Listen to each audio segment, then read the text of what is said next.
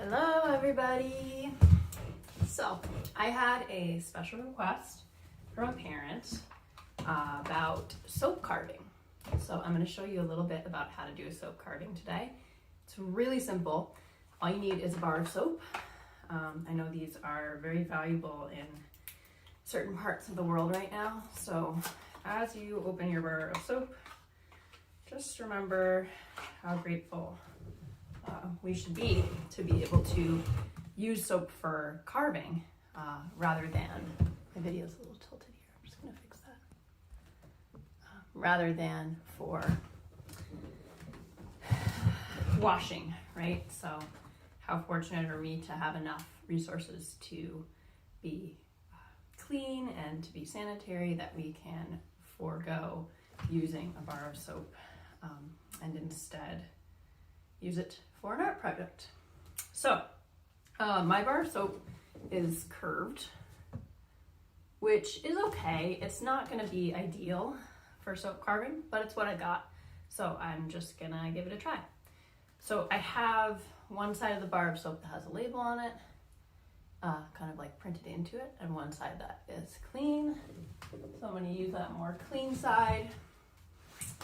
And then I'm gonna just start by, I'm gonna come a little closer to you here, by sketching into my bar of soap with a pencil or anything that has a point. I'm gonna sketch what I want to carve today. So let's see. I was thinking of carving DCD, but I think that I'll just go with a pattern. So start with a spiral shape. And it's really easy to just press in here. And then you're gonna wanna remember as you're sketching that whatever you draw, you want to have kind of thickness to it. So you can see that my lines here are thick, right? They're not just one pencil line thick. They are, I did it like I would do a block letter, right? So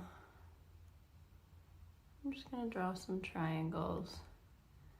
So like a stick figure would not work very well, wouldn't work at all, in fact, because the stick figure's body doesn't have any thickness, right? It needs some kind of thickness so that you can carve around that.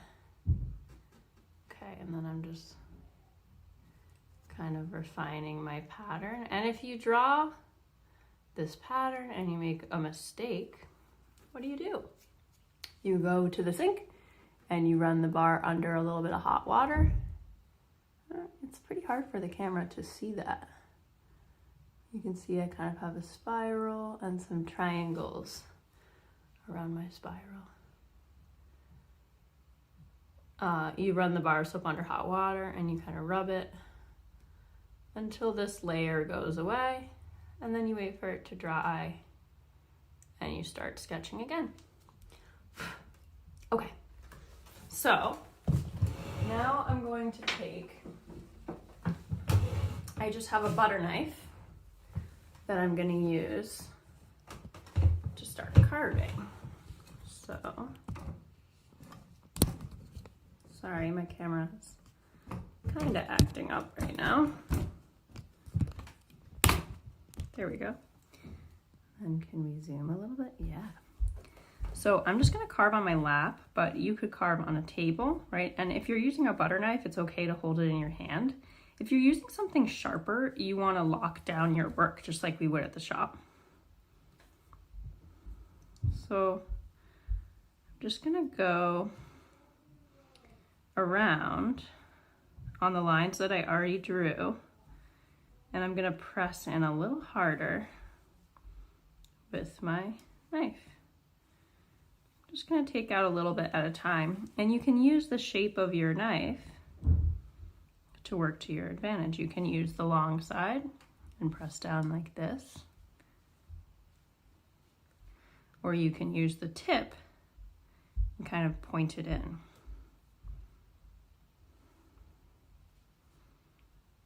So I wonder how many types of shapes you can make. And I'm just carving right onto my floor here, letting the shavings fall onto the floor. And then I will clean that up later. Right, and then you can even go back with your pencil later and add details. Like if you were doing a face, right? Other things that you can use to carve, you can use needles.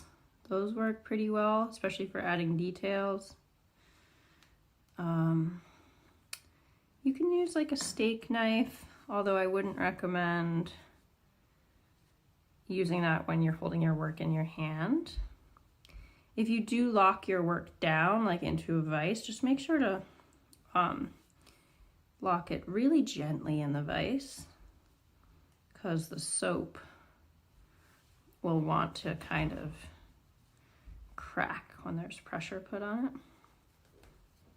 So I'm just kind of making my way around, and I'm pushing straight down on each side, and then I kind of let my straight down, and then I just kind of do a scooping motion to get some out. And you know, the other thing is that you can still use your bar of soap when you're done carving with it, if you're willing to let go of your carving,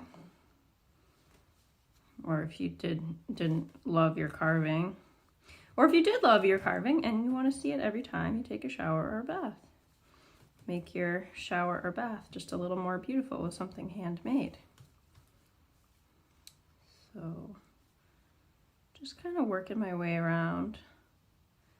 And you can see I lost a big piece right there. Kind of came up. I didn't like that. That's not what I wanted. So I can take a little bit of water. Just have a cup of water right here. And I just dip my finger into the water. Blow away any other shavings. Then I can kind of stick it back on with the water. And just know that that will be kind of a fragile spot. So now I'm going to press down with my thumb where that piece fell out as I keep moving forward. My carving. And as you carve, so know that in here, right, it's getting a little harder for me to hold everything together because it's getting skinnier, right? And the more I carve away, the less kind of stable, the less strong the face of the soap is, right? So know that the more you carve, the more gentle you need to, see? Yep. The more gentle you will need to be. And that's okay that I just lost a piece there. I'm just gonna stick it back on. But right now I'm gonna keep going.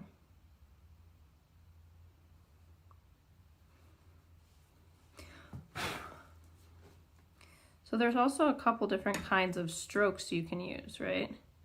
So if I'm digging in, that's probably gonna be a little harder on the surface of the soap.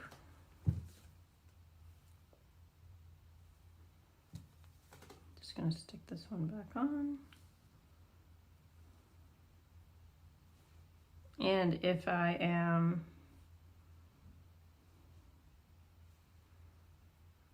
that one doesn't want to stick back on. So I'm just gonna say, that's okay. So I will either change my design a little bit, or I'll just leave it like it is and be okay with that little difference there. So you can also kind of swipe along, kind of digging in a little less, doing a swipe along the surface. And that is going to be easier on the surface of the soap. All right, so this is the swiping technique. Just kind of scraping, swiping this out instead of digging in. That's going to be a lot easier to not lose pieces.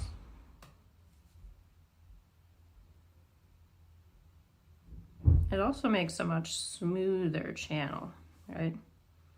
Much smoother kind of space. And I can go back and I can scrape where I did the digging technique too. Scrape.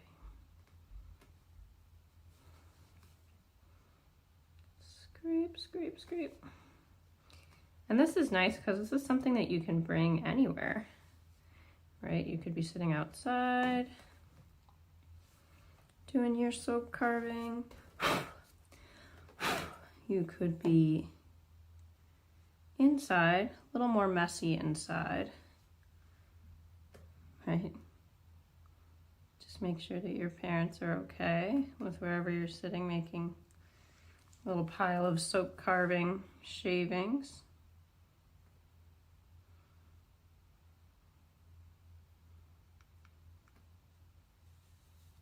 And then you can also turn the soap around as you work too. So I want to make a circle here, so I'm just holding my knife in one place and I'm turning it there. So I wonder what other techniques you can come up with, right? And what kind of shapes you can make. How detailed of a soap carving can you make?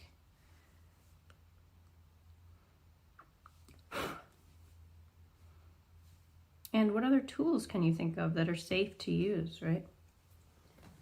If I wanted to, because I have lots of experience whittling, I can use my whittling or my chip carving knife, which is a little sharper, but I can use that to make some designs as well. Actually, I'm going to change my mind here. I want to do a different design than just my triangles. So I'm going to do these.